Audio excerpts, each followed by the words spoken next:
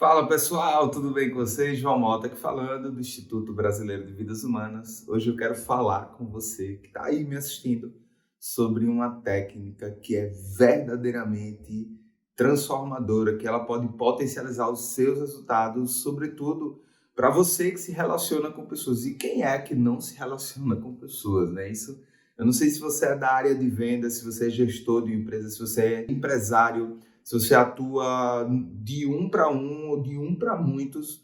Eu não sei qual é verdadeiramente a sua atuação. O que eu sei é que o rapó, que é essa técnica que nós vamos falar hoje sobre ela pode te ajudar na sua comunicação, ela pode ajudar você a estabelecer uma maior sintonia com a pessoa com a qual você se relaciona.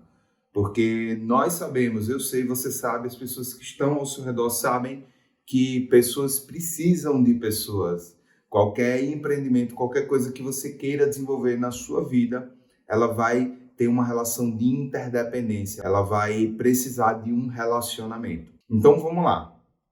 Veja só, vou fazer duas perguntas para você. Eu quero que você me responda com sinceridade. Eu quero que você entenda isso com sinceridade e me responda. Eu sei que você vai transmitir isso para mim de onde você está me assistindo. Você já encontrou com alguém na sua vida, veja só, você já encontrou com alguém na sua vida e nesse encontro, na hora que você deu de cara com essa pessoa, talvez nos primeiros instantes de conversa, você teve a sensação de que o seu santo não batia com essa pessoa, de que algo não tinha batido e automaticamente você já não se deu bem com ela e não desenvolveu um diálogo como gostaria de desenvolver, talvez. Essa é uma situação. Na segunda situação, você já se deparou com alguém nos primeiros minutos de conversa. Você teve a sensação de que o seu santo batia com aquela pessoa, de que vocês já se conheciam há muito tempo. Pois é, veja o que aconteceu. No primeiro exemplo, não houve rapó. E no segundo exemplo, houve rapó total, houve uma sintonia. É uma maneira natural de nos sintonizarmos com as pessoas. E lá no século XIX, há relatos que um médico hipnólogo, hipnotista, chamado Martin Charcot, foi um cara que contribuiu muito para a hipnose, desenvolveu a técnica do rapó com os pacientes dele no Hospital de Salpêtré, na França. E através dessa técnica ele gerava uma maior sintonia com os pacientes, ele conseguia entrar no mapa do paciente. Eu vou explicar para vocês esse conceito. Ele conseguia entrar no mapa dos pacientes dele e com isso ele obtinha melhores resultados nos tratamentos dele através da hipnose. Ele era um médico psiquiatra também, através da hipnose, que era uma técnica que utilizava, ele tinha melhores resultados. E o que acontece? O rapó, ele é sintonia, ele é você acessar o mapa do outro, ele é você estabelecer uma linguagem de uma maneira que você possa acessar o subconsciente do outro. Em um diálogo, existe um emissor, um receptor de uma mensagem. Na hora que o emissor utiliza técnicas de rapó, essa comunicação vai direto na mente subconsciente. E é a mente que guarda as emoções, as crenças, os sentimentos. É a mente, se nós formos tomar o cérebro, a neurociência, como um parâmetro para esse conceito da mente, é a mente que guarda as memórias implícitas, é a mente emocional, é o cérebro emocional. Então, quando a sua linguagem vai nesse cérebro emocional, os seus resultados são muito mais eficazes. E para isso existe uma técnica muito simples, existe uma série de técnicas muito simples, porque basicamente nós nos comunicamos, não sei se você sabe disso, eu vou te contar agora, nós nos comunicamos através do verbal e através do não verbal. Nós nos comunicamos quando nós falamos, o tom da nossa voz, o volume, as palavras que nós utilizamos, elas fornecem um tipo de comunicação. E a nossa linguagem não verbal também fornece um tipo de comunicação.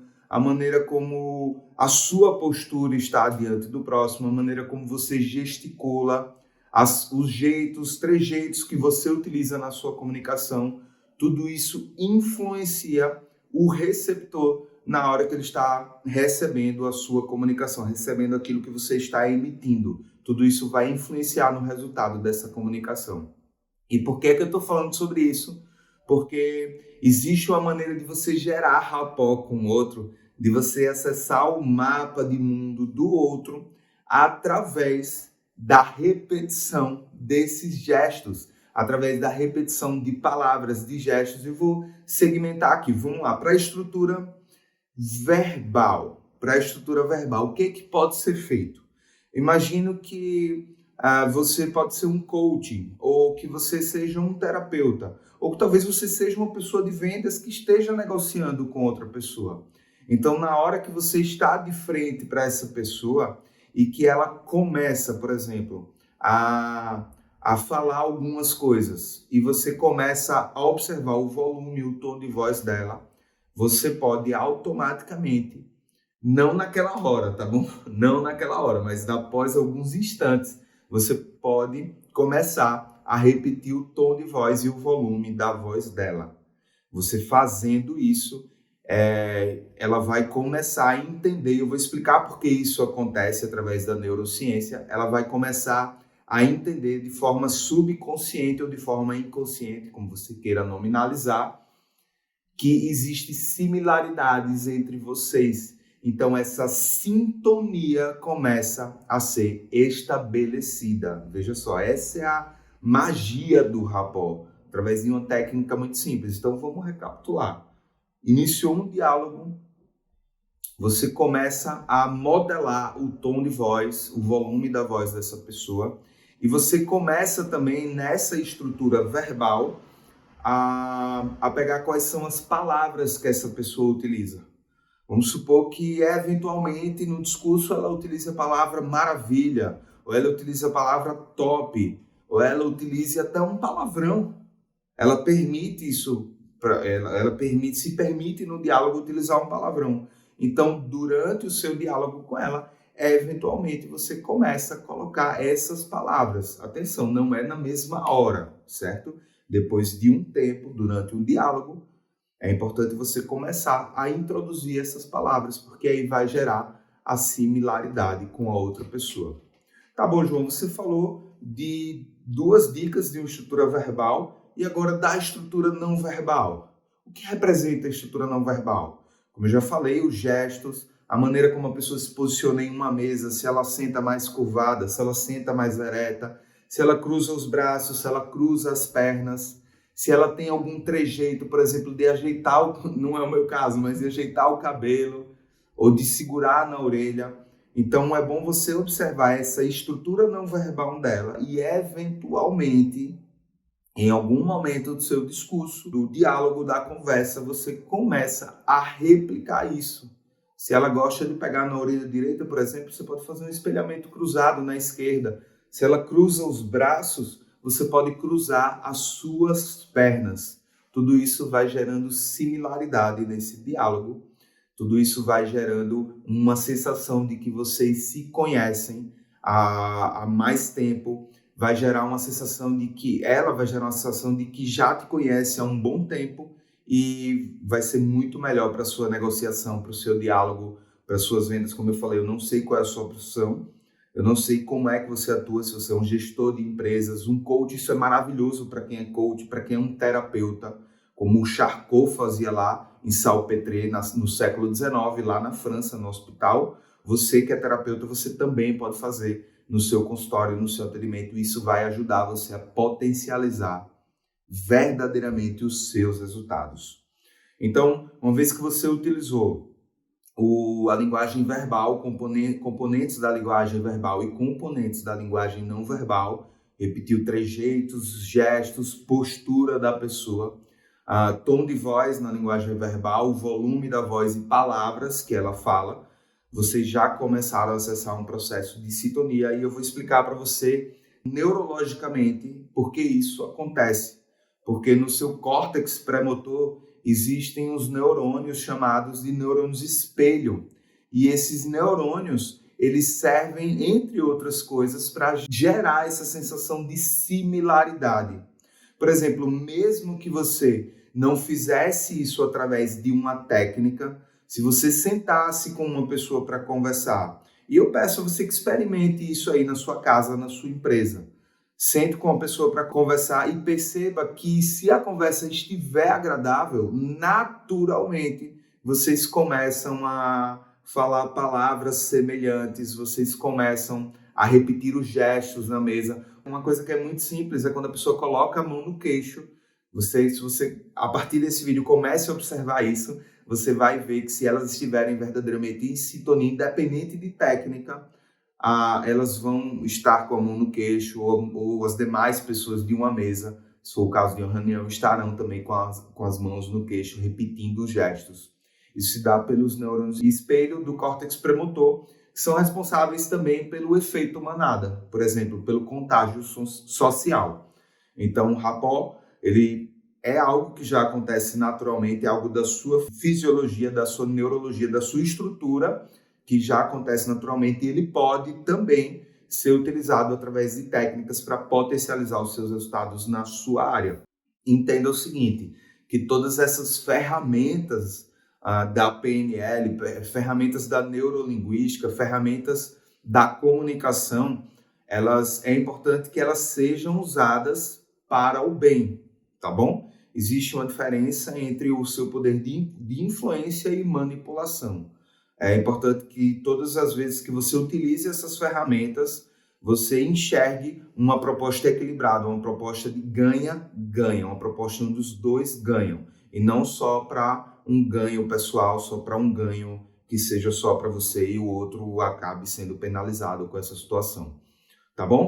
Outra coisa que eu quero falar é o seguinte, João, são muitas técnicas e eu acredito que, cara, numa boa, ficar utilizando essas técnicas assim não é muito legal. Então, eu vou falar para você agora qual é o modelo mental ideal. Eu vou falar para você qual é o modelo mental ideal para você entrar em um diálogo, entrar em uma reunião, entrar em uma conversa, para que você consiga resultados eficazes e o rapport seja gerado naturalmente, sem você precisar ficar lembrando de técnicas, sem você precisar ficar aplicando essas técnicas, repetindo o que a pessoa fala. O que eu vou falar agora é para que isso aconteça naturalmente, é um modelo mental.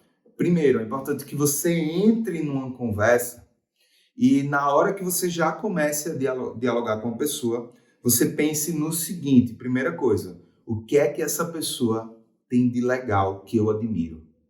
Isso pode ser desde uma característica física até um recurso interno que seja percebido num comportamento.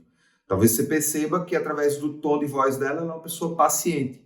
Então já começa com esse modelo mental, o que essa pessoa tem de legal que eu admiro, certo?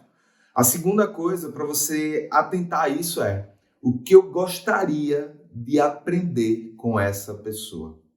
O que essa pessoa tem de bom que ela pode me ensinar. O terceiro ponto é o que nós duas temos em comum.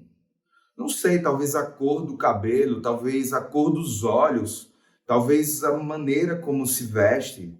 Não sei, existe um ponto que é importante que você visualize que vocês têm em comum, certo? E o que pode ser um quarto ponto, como é que eu quero que essa pessoa, qual é o estado emocional que eu quero que essa pessoa saia dessa conversa. Esse é o quarto ponto. Se você tem mais alguma dica sobre rapport, se você tem mais alguma coisa para falar sobre rapport, peço que você coloque aqui nos comentários, porque eu vou adorar aprender com você.